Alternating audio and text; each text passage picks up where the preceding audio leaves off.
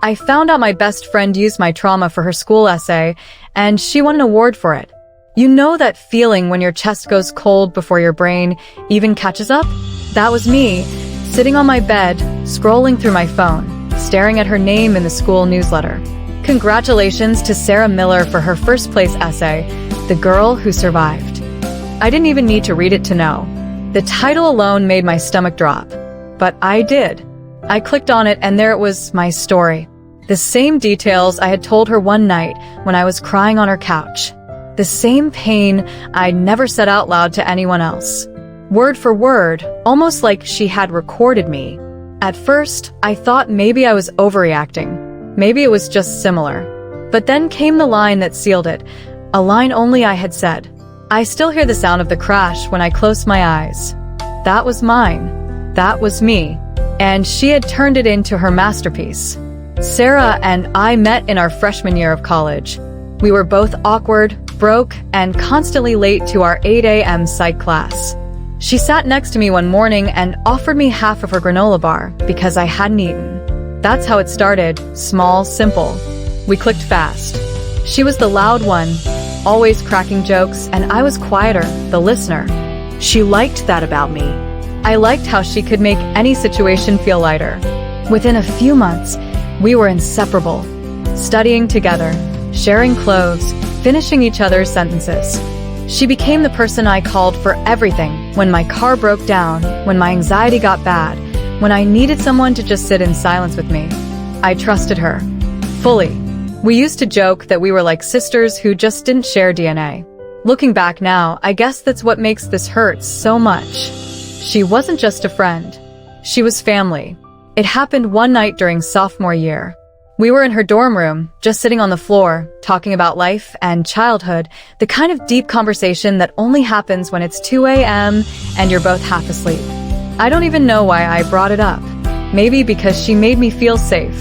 Maybe because I was tired of holding it in. I told her about the accident, about how my mom died when I was 15, about the sound, the crash, the screaming, the silence after.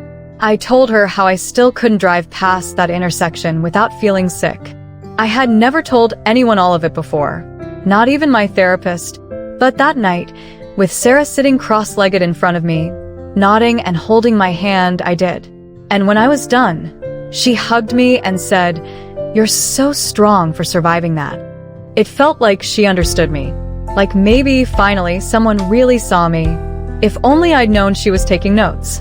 A few months later, Sarah told me her creative writing professor had assigned them to write something deeply personal. She laughed about it, saying she didn't really have any big trauma to write about.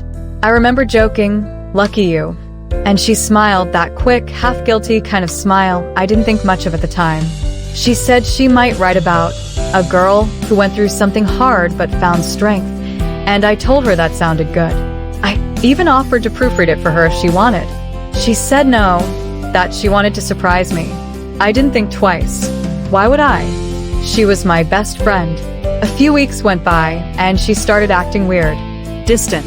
She'd close her laptop when I walked into the room, or change the subject if I asked how her essay was going. I thought maybe she was just stressed about deadlines. Then one night, she texted me, "Wish me luck," submitting my essay for the contest. I sent back a string of heart emojis and said, "You'll kill it." And she did. Just not in the way I expected. It happened on a Thursday morning.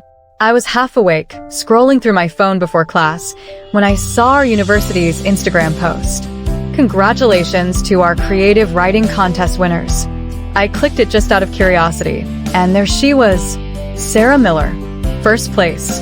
Her photo was right there, smiling, holding a certificate. The caption read, "Sarah Miller's essay, The Girl Who Survived, moved the judges to tears." I froze. The title hit me like a punch. It sounded too familiar. I scrolled down to read the first few lines they'd posted, and that's when my stomach turned. It was my story. The car accident. My mom. The intersection. The exact way I described it. Even the line, "I still hear the sound of the crash when I close my eyes." That sentence was mine, word for word. My hand started shaking so hard I almost dropped my phone. I just sat there, staring at it, trying to make sense of what I was reading.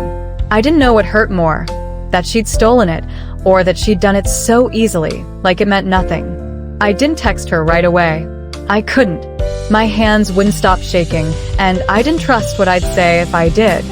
She came to my dorm later that afternoon like nothing had happened, all smiles, holding an iced coffee.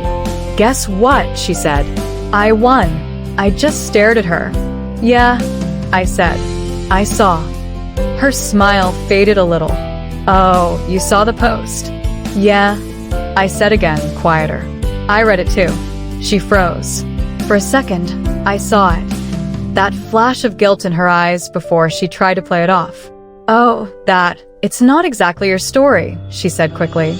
I just got inspired by you. You told it so powerfully, and I wanted to capture that feeling. Inspired by me? I said. You copied everything, Sarah. You wrote my words. She started rambling, saying she'd changed the names, that it wasn't meant to hurt me, that she didn't think I'd ever find out. I could barely hear her over the sound of my own heartbeat. You didn't think I'd find out? I said. It's literally on the school's Instagram. She went quiet. Then she said, I didn't think it was a big deal. And that was the part that broke me. Not the essay. Not the award. That sentence. She didn't think my pain was a big deal. After that day, we stopped talking. There wasn't some big dramatic fight, just silence. She tried to text me a few times, saying she wanted to explain that she didn't mean to hurt me, that she'd give back the prize money. But I didn't care about the money. I just wanted my story back, and that wasn't something she could return. Word got around campus fast. People whispered about it, though not everyone knew it was my story she used. Some did. The looks I got in class said enough. The worst part was walking past the bulletin board where her essay was pinned up for everyone to read. I avoided that hallway for weeks. Every time I saw her name, it felt like I was being reminded that my pain had become her achievement. She eventually took the essay down after the semester ended, but the damage was done. Our friendship was gone. The trust one had in people gone too. For a long time, I wondered if I overreacted.